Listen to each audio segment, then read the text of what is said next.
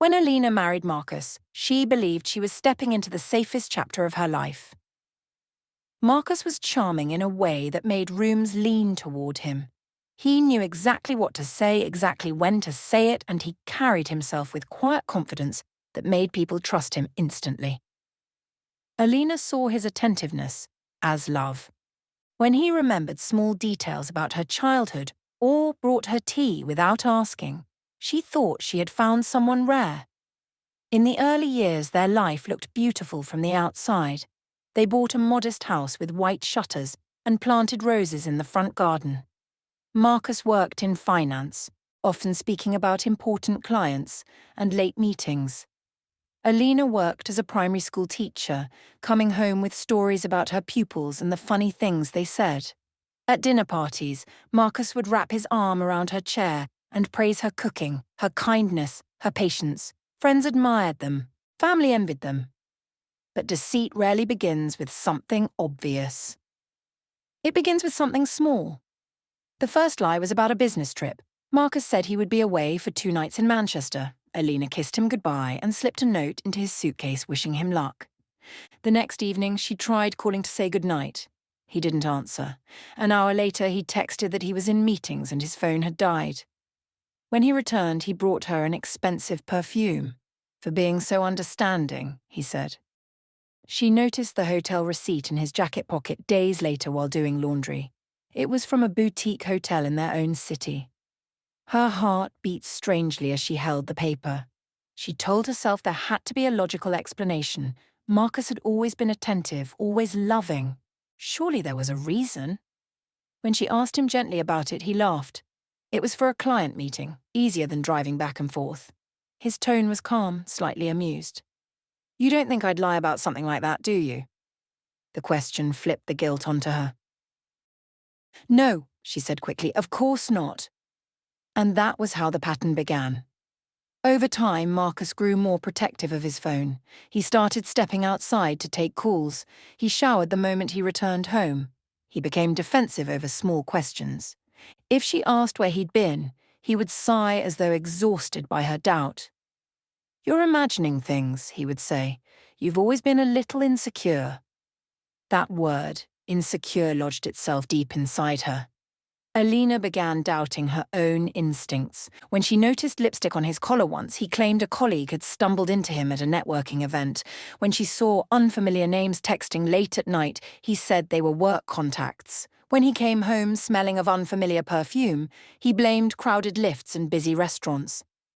He didn't just cheat, he rearranged reality. Years passed like that. She shrank quietly. She stopped asking questions. She convinced herself that love meant endurance. The truth finally surfaced, not through careful investigation but through carelessness. Marcus left his laptop open one afternoon when he rushed out for a quick errand. A message notification appeared on the screen. Alina hadn't intended to snoop, but her eyes fell on the words before she could look away. "I missed last night already. When can I see you again?"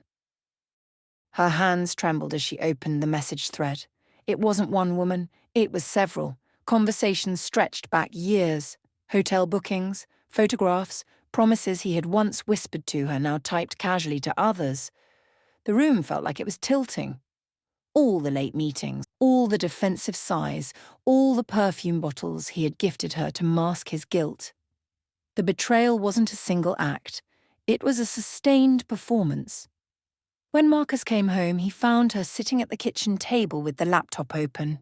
The colour drained from his face for only a second before his expression hardened. "You went through my things?" he asked. It was almost impressive how quickly he tried to shift the blame. Alina's voice was steady in a way that surprised even her. "How long?"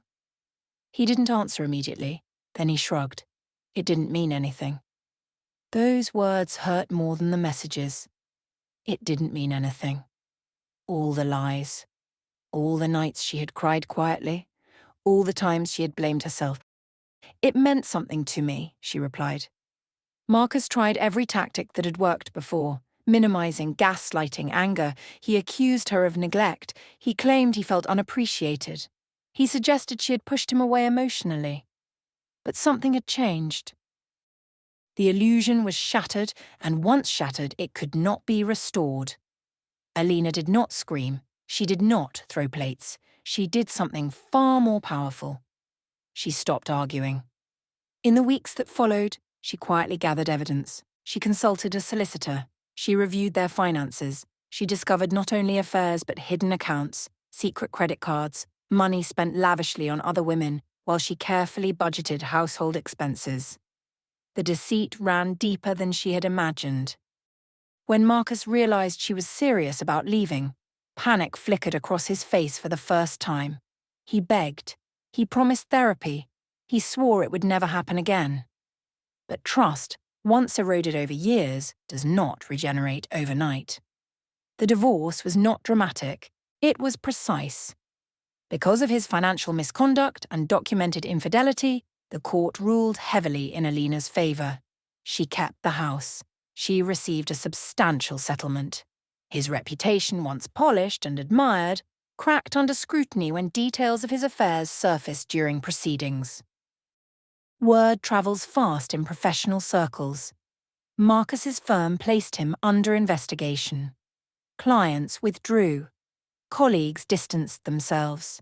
The man who had once been praised for integrity found himself quietly escorted out of meetings. Meanwhile, Alina began rebuilding. At first, the silence in the house felt heavy, but slowly it became peaceful. She repainted the walls. She removed photographs that felt like lies. She replanted the roses in the garden, this time choosing brighter colours. She returned to hobbies she had abandoned. She reconnected with friends she had drifted from. She attended counselling not because she was broken, but because she wanted to understand why she had tolerated so much for so long. Strength replaced self-doubt. 2 years later, Marcus was living in a small rented flat. His career had stalled. The women he had entertained so casually vanished when money and status did. The thrill he chased had left him with emptiness. One afternoon he passed by the old house. The garden looked fuller than he remembered. Laughter drifted through an open window. Inside, Alina stood in her kitchen, hosting a small gathering of friends. Her smile was genuine now, no longer stretched thin over suspicion. She had not sought revenge. Life had handled that part. The man who treated marriage like a game lost the very stability he had taken for granted. The woman who endured deceit found clarity, independence, and a deeper understanding of her worth. In the end, Marcus received exactly what his choices built: isolation shaped by dishonesty. And Alina received what she had almost forgotten she deserved: peace shaped by truth.